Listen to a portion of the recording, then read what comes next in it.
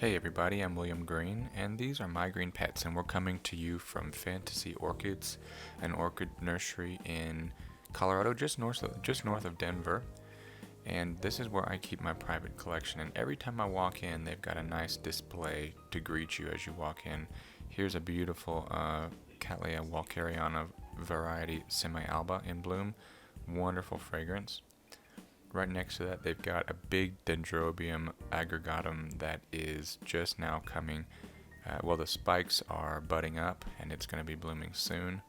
Here's a big Vanda type, big pink flowers, and this is a Dendrobium nobile type, or nobile Dendrobium. Love those, have a really intoxicating fragrance. Here's another Dendrobium aggregatum, a lot smaller, but those are for sale.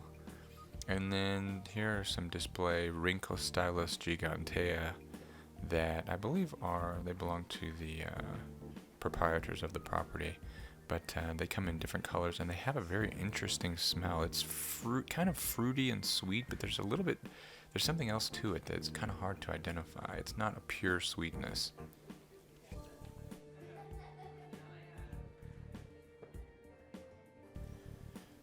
Here's another nobile type Dendrobium, really nice flowering on that one. I think that these need a winter rest in order to get a good flowering in the spring. And this is some type of an epidendrum. Look at that beautiful green, pink, red, and yellow flower. Interesting combination there. And I really like these Miltoniopsis. I don't have any myself, but the splash pattern on the lip there and the colors are just so nice. And some of them are really fragrant too.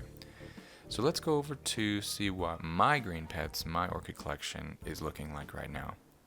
So over in this part of the greenhouse, I rent a space in the greenhouse to keep my orchids, and that's really been beneficial for them. They really are growing well. A lot of things are in bloom, a lot of things are spiking up. We'll start out by looking at my Cattleyas. As many of you know if you've been following my channel for a few years, I bought a flask of Cattleya Rex seedlings a few years ago. I think it was 2014.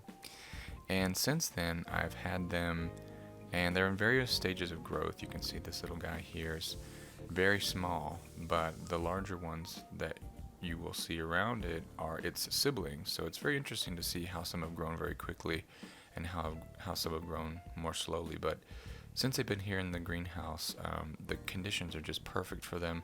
They've been growing twice as fast as they did when I had them and was keeping them just under lights in the winter. They're doing really well, lots of new growth, and we're hoping for our first bloom on those this summer. Now moving on to my bulbophyllums. I've got a lot of different bulbophyllums, and this is one of my favorites. This is Bulbophyllum medusae, and it bloomed several weeks ago, I guess a couple months ago, and now it's got some new growth pushing out there, so we're looking forward to seeing new growth this year on that. This is Bulbophyllum antenniferum, and it's also got a little new growth pushing out there. Hopefully we'll see a flower push out on this guy. He hasn't bloomed for a while. I transplanted some moss there on top there. You can see it's getting established. And this is a Bulbo wendlandianum. It was new to my collection in October. It's putting out some new growth. I really like how the pseudobulbs are right next to each other. A lot of bulbophyllums are more kind of gangly, sprawling. So this one's a nice shape. And this is my biggest bulbophyllum. This is a Echinolabium, and the clonal name on this plant is Hal, so I just like to call him Hal. And if you look under the newest pseudobulb, you can see a growth pushing out there. I'm really hoping that that is going to be another pseudobulb. It got divided up last year, and it kind of didn't do a whole lot of growing between then and now. But it has been doing a lot of blooming. About once a month, it'll push out a big flower.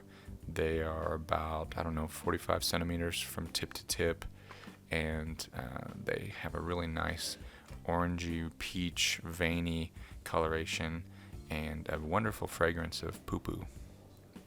If you look around the area around that bulbophyllum, this is actually my little basket of bulbos. I've got several bulbophyllums in there. I've got a rufinum. This one in the corner is labii. And then over here in the corner, this tiny little mini bulbo, this is a Bulbo continuatum.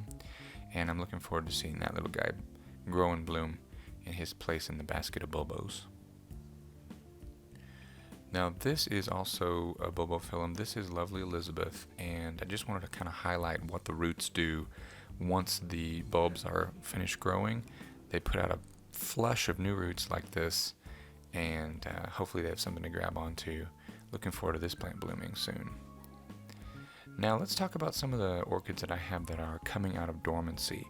Now this little basket is full of catasetum type orchids, and you can see this one, this is Cycnodes Wine Delight, is starting to put out a new growth, and you can see the little yellow roots pushing down there.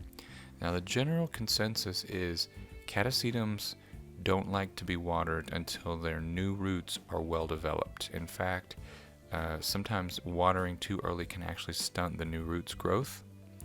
So what I'm going to do this year is, on the advice of my friend Steve, catasetum expert and Orchid Society judge, I'm going to try the pet method this year with my catasetums. Here's another one. You can see the new growth pushing out. And the pet method basically involves taking a PET bottle, PET, one of these plastic bottles like a water bottle or a 2-liter bottle, and you put a medium up to the top of the bottle. You poke some holes in the bottom about 2 inches from the bottom so that there's kind of a reservoir of water. And then you fill it up with medium so that the plant's roots can reach all the way down into the water and always have a constant source of moisture, but without sitting in water. So I'm going to give it a try this year, but I actually don't think I'm going to keep all of these catasetums. I might be getting rid of some of them.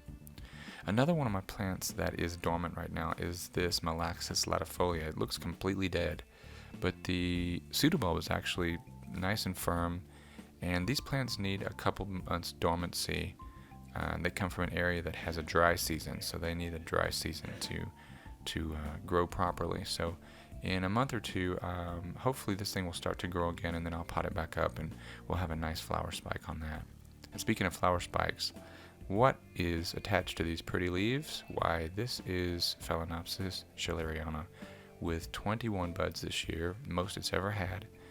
And instead of having the spike arch over, I staked it upright this year to try to just basically keep it out of the way.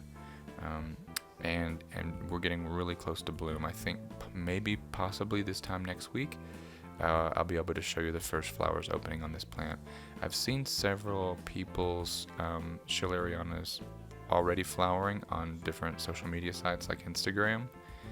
And I'm really looking forward to the display this year. I think it's going to be really nice. I love the way that the spikes have branched out, and I like the way that the flowers are kind of arranged on the spikes. And it's also going to be fragrant, so it's going to be so exciting. And right next to Phal schilleriana is my Path Prime Child, and it's been in bloom since beginning of January or so. We kind of brought in the new year with this guy, and it's still going strong, looking really nice. And it's actually got another sheath on a different fan, so hopefully in a few months we might see another spike pushing out of this guy. This plant was awarded an AOS award a couple years ago, so I'd like to see if we can even do better next time. Right next to it is Path Michael Kopovitz, and you can see that there's a new leaf pushing out. This has been repotted since it bloomed this winter, and looking forward to some new growth on there. And then one more little slipper orchid. This is a smaller one. This is a Path Appletonianum. And it has got just really lovely purple and brown little flowers that should be blooming soon. You can see that the bud is swelling up and starting. You can start to see the different parts of the flower taking shape. And those should be opening up soon. So looking forward to this little guy. Alright guys, well that's just about it for today. I appreciate you stopping by and having a look at my green pets. I'm looking forward to sharing some very interesting flowers with you in the coming weeks. And I'm just really happy that everything seems to be doing so well. Lots of growth. The days are getting longer. Spring is on its way. And really glad that you guys stopped by to hang out. So we'll see you next time right here in My Green Pets. I'm William Green. See ya.